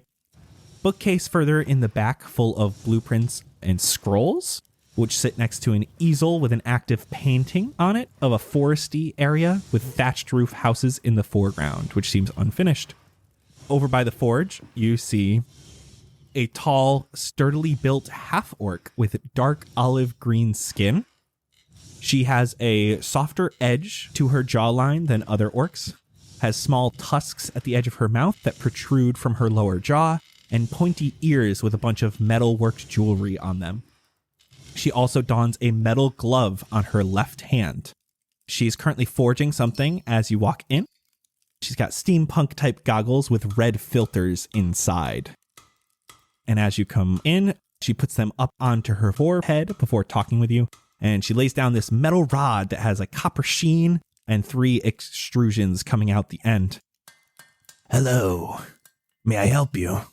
Hi, yeah. We're looking for some equipment by chance. Yes. Something light. We're looking for something light. Light but sturdy. Okay. You do not seem to be wearing anything that I would make. Are you looking to make a change? Yes, possibly, if you have something. And you? Yeah. If you got like, I don't know, something that can that I can wear on top, protect the shirt, you know. What are your names? I'm Xander. And I'm Jett. My name is Navarra. It's a pleasure. The name Navarra and the character was created by Allie T over on our Patreon. Hey, Allie. She brings you over to the area where she has kind of stuff on display. It depends on what you're looking for. You want something to cover the shirt. Are you looking for chainmail? Are you looking for... I don't know. If you have anything less than chainmail, that'd be tight. Maybe like something like leathery, maybe like studded, I don't know, protective. I have something left over from a project. I have not really worked on it myself. I added just the studs. I do have something that might fit someone of your stature. She moves over, opens up a box, and grabs a thing of studded leather out. How does this look? That looks perfect. Like pretty much exactly what I was looking for. All right. Give it a try. I can try to adjust it if needed. Okay, I'll try it on. Fits fine. She has to adjust a few clamps really quickly, and she brings it over to the forge. It's 50 gold. Is that going to be okay before I start making these adjustments? Yeah, absolutely. Would the price go down if I were to offer you a crossbow? No. Thank you, though. Okay. Yeah, I got it. She starts making those adjustments. And for you... Yeah, I mean, I kind of need a whole new getup. Something that's going to be pretty sturdy, but almost leathery like his. Strong as you can get. As quiet as it could be as well, if you could. You look like a large man. Some say. I do have something that may be of use to you, though it is expensive. And she goes over to the forge area. She has a large breastplate that she comes out with. This is not chainmail, just the breastplate. This does not give disadvantage on stealth checks. Ooh. Okay. What are we talking? 400. 400, you say? Okay. This has an AC of 14 plus your dex modifier of a max of 2, but it does not give disadvantage. Okay. I'm going to think on that one. Do you have anything to replace this as well? And I'm going to throw my hammer on the table. If you're worried about money, that's probably what you want to keep. I have some of the same. I have some stuff a little better, but it will be more money. How much more are we talking? Closer to 500. Can I see it by chance?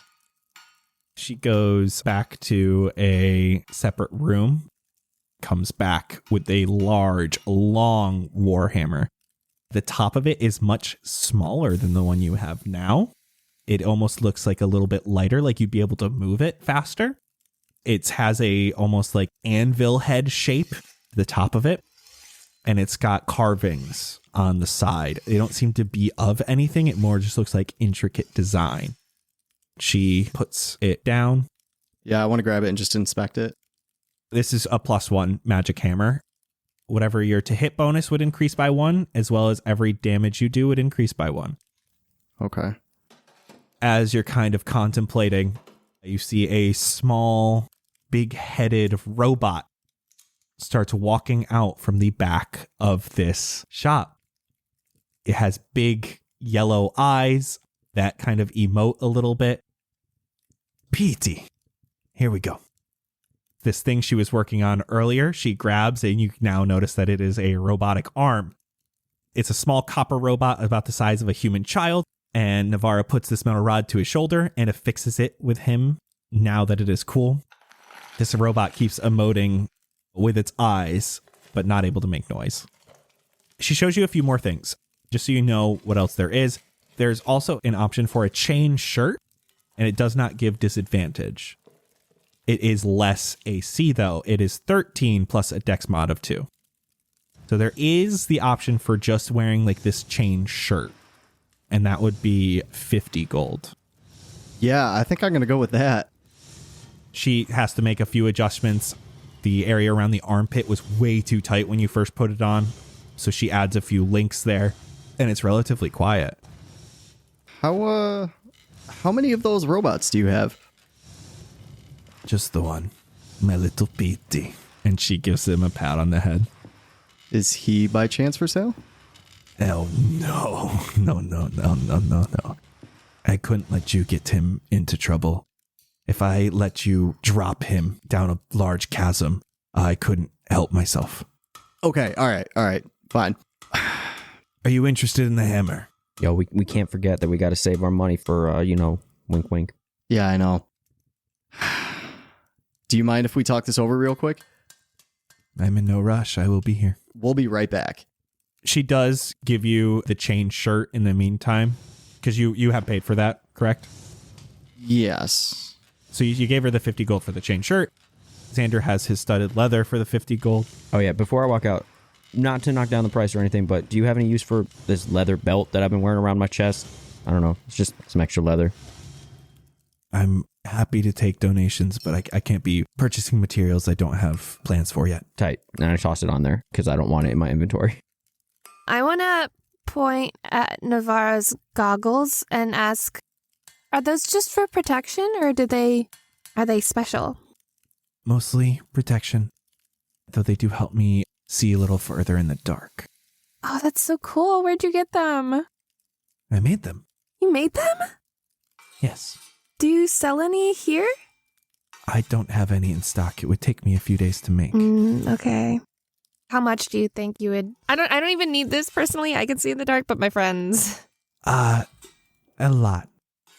2,000 gold. Okay, cool. Noted. Thank you. Oof. All right, I'm good. Thank you for coming in. If you change your mind about the hammer, we haven't had any interest in it any time recently. So, Blueberry, can you come here real quick? Yeah? Blueberry, follow me. We got to go talk to Sebastian real quick. Okay. Okay. Run over to Sebastian. What's up, guys? What'd you get? Hey. Yeah, I got this new shirt. It's all cool and all, but there's something I Nice. really want to get, and I might need the two of you to help me out. I don't know if I like where this is going. You know how you're really good at like charming people? Yeah. Like you just can really make nice friends all the time. Yeah. Do you want to make a new friend today? I mean, I'm always down for some new friends, but Okay, if you guys wanted to, come make friends with this nice lady that I just bought this nice shirt from, maybe if she likes us enough, she'll give us a deal on a hammer I'm trying to buy. Or maybe you could just try to smooth talk her with your natural wiles. I could, but I just feel like it'd be nice to have some backup. true, you are pretty charming. I think you could do it, but we're supposed to save some money for Fable. I don't know how much you spent already. I just spent $50. That's all. Okay, isn't that like 1/5 of what you have? It's what? No. I don't know. Because, okay, so say even if you do get this hammer, then you're leaving the rest of us to take the brunt of the payment for Fable. You're right. I get excited with new toys. I'm sorry. I know, but you got a new toy. I know. Your shield. I got one, but I could have had two. I know, but we'll find a better one. You promise? Promise. In the next week? I'll try my best.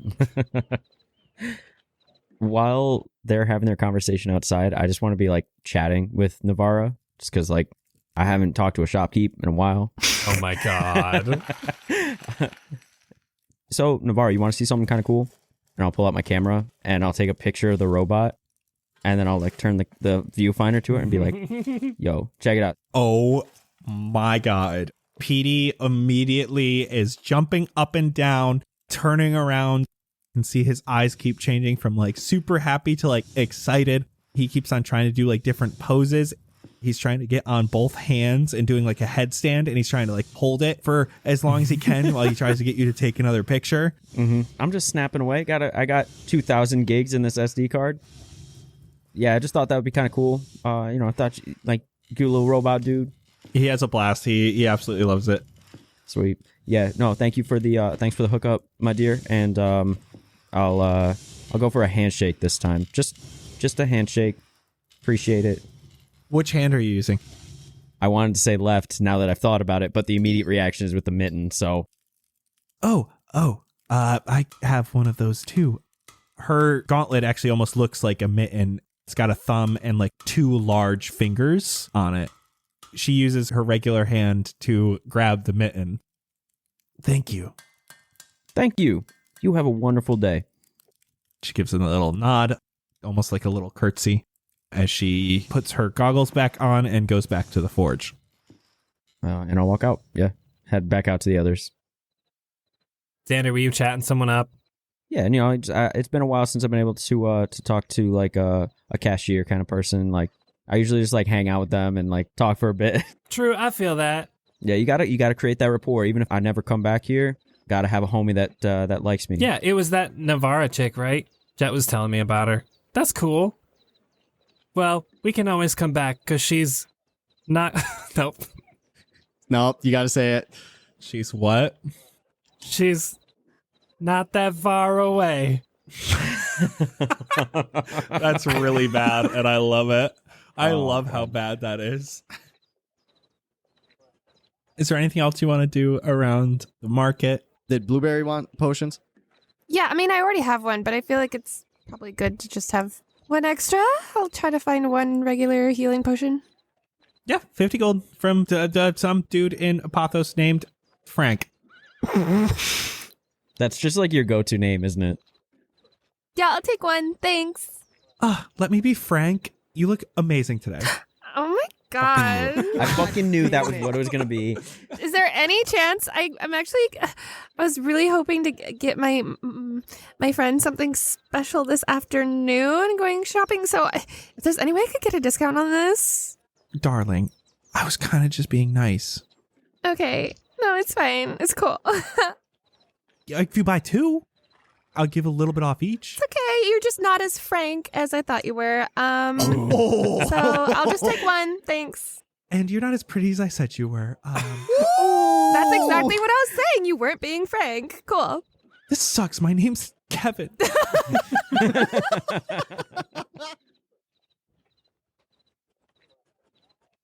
As you guys are kind of all sitting around, this dude comes up, kind of a young dude in an apron. He's got a platter on. He goes, "Hey, everybody, I don't know if you've tried Dante's cornbread yet, but if you would like some samples, here's some samples." Absolutely. Is it vegan? I don't know what vegan is. I'm good. It's just corn. Yeah, but there's bread in it. Isn't bread bad for vegans? No, like you make bread out of like corn and flour and Eggs? There's corn, there's flour, there's no eggs. Okay. Usually there's like milk or buttermilk and eggs. Oh, there's a lot of butter. This is like 80% butter. Right, Perfect. I'm Okay, in. then yeah, no thanks. I'm good. I'm gonna eat 2. What? Jett won't eat sweets, but he'll eat 2 pounds of butter and a biscuit. Hey, it's good. So he hands one to Xander, hands one to Sebastian, hands one to Jett, kind of starts handing one towards Blueberry. I'm good. I'm gonna snatch it. Okay. Thank you for trying Dante's cornbread. You can find us here every day. Bye. And he walks over to the next group. Hello. I don't know if you've tried Dante's cornbread yet. The life has been drained from this man. Retail got to him. I feel that so hard. Has Jett eaten his cornbread? Oh yeah. I want to pat him on the tummy. There's the belly. Oh my god. And then I'll walk up and put my arm around his shoulder while tapping my own belly and be like, "Look at us, just a couple of twins here." I am going to use my shield. I am gonna put it right on Xander and have it just push him away as far as possible. Okay, I love that. For flavor, yes, you could definitely use the shield to come in between you and just...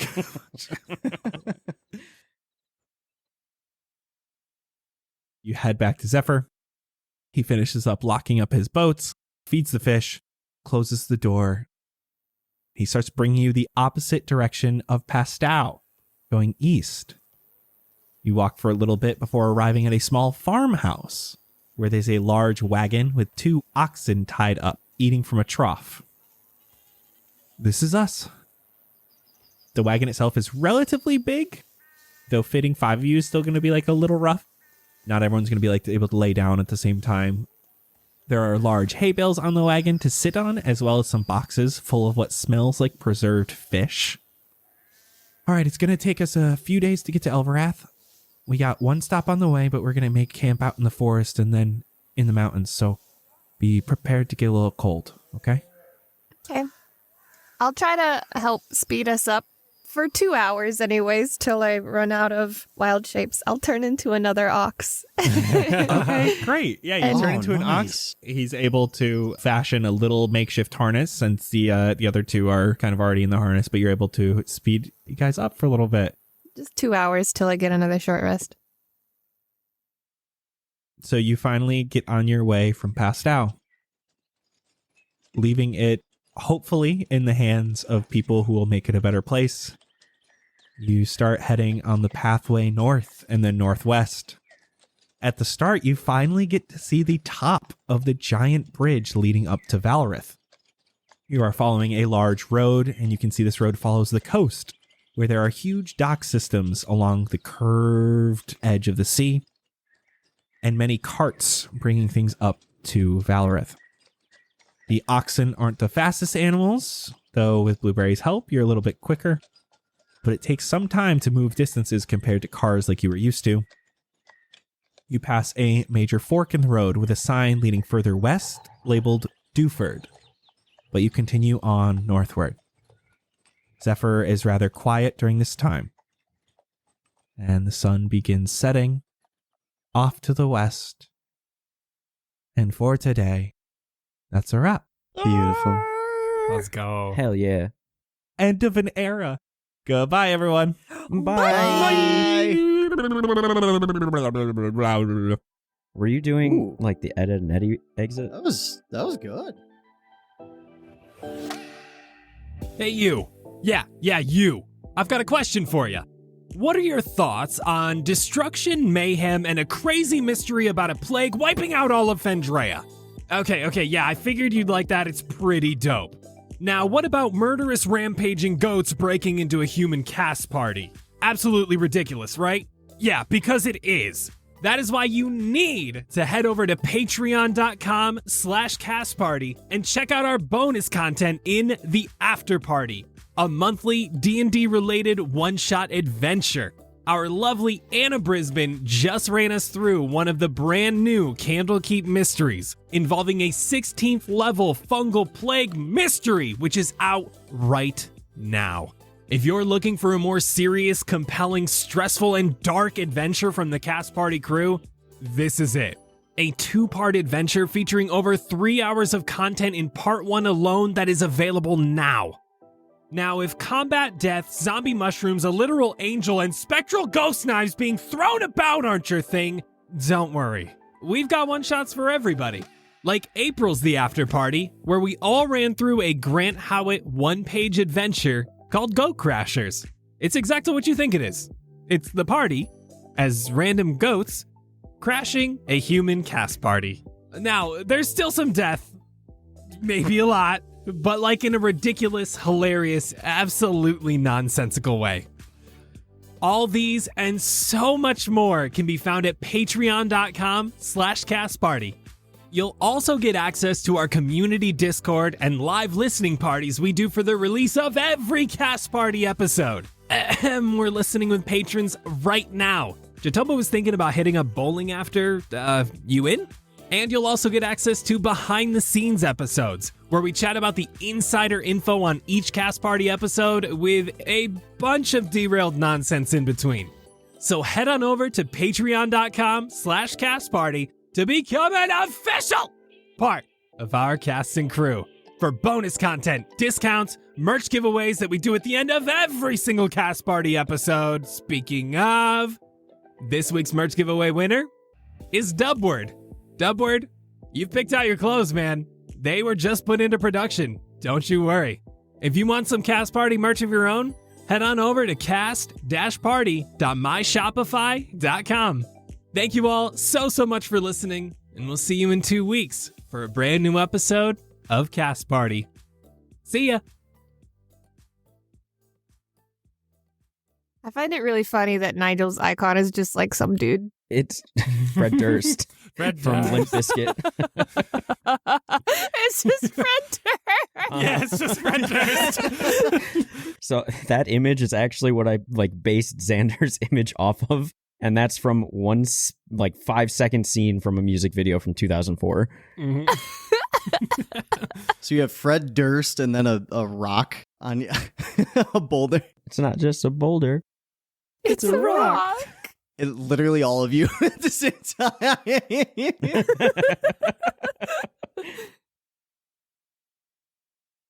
Yes, thank you so much for trusting me. I have helped the people have passed out before. For instance, Saint E. Love, I just helped unclog your toilet last weekend. And Ebab Flo, we just got back your child's cursed violin that turned him into a concert violinist at the age of 2. Oh, wow, I mean, look at all your familiar faces. Oh my god, there's Eric 5, who we just ran the ghost out of their barn. It was scaring the eggs out of the chickens too soon. Rosendo, we helped you get your pet tarantula from down the well. Jesky Fire, we helped pay your bowling tab at the Drunken Ox when you bet against Sean de Jesus. He had a mean bowling arm. We've helped you all before. Thanks so much for trusting me and giving us your support.